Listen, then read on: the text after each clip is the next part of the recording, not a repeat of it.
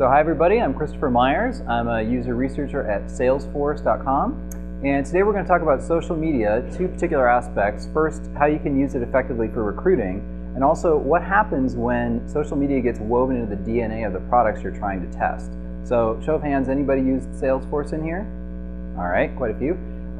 It's a customer relationship management tool. Its big advantage is it's in the cloud. So you log in, all your stuff is magically there, no updates, no installs, etc.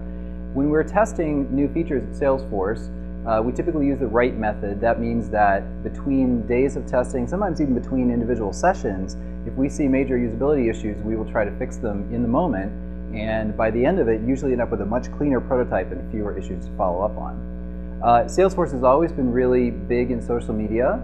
Here's an example of our community page. Thousands of engaged users logged in every day. They're telling us what they like, what they don't like, and it really influences our product development cycle. It's also a great place to grab people for recruiting.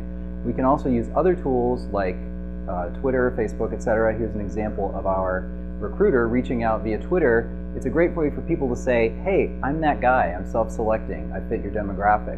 Helps us a lot. We also have a major conference every year, Dreamforce. We get about 30,000 people come to San Francisco every year. Perfect opportunity. We've got a captive audience, right? And we also set up an online community, so that's a perfect other place for people who are right there to grab. If you have a hyperactive CEO like we do, you can also get on their coattails. Definitely engage executives as much as you can, because more things that are spread through their channels are much more likely to get traction than little old us. Chatter is a newer offering that we have at Salesforce. It looks oddly familiar to a site that you may check 100 or 20 times a day. It's basically your current data. The data's still under there, but it adds on top of it an interactive element. This is an example of one of our account pages. It used to be just text, text, text, bullets, bullets, bullets.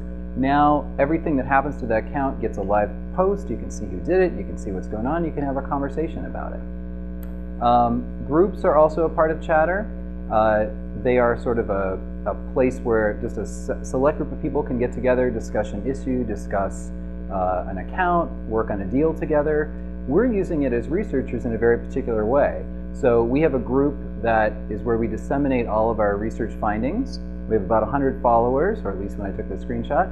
And every time that we post up a research finding, it hits a much wider audience than we would hit individually, or think to hit individually.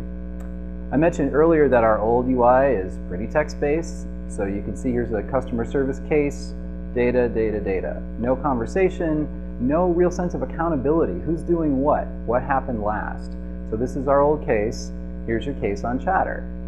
So the data is still under there, and it's all attached, but on top of it is a layer of what's happening now. And so every update, every file that's posted, everything that happens gets a new live post, and you can really trace back the history of things through time. This has lent itself to new products like Chatter Answers, which is an off-the-shelf community that customers can set up for their customer service. Now this adds some challenges. These kinds of products add challenges for us as researchers. How do you simulate that social environment in a lab?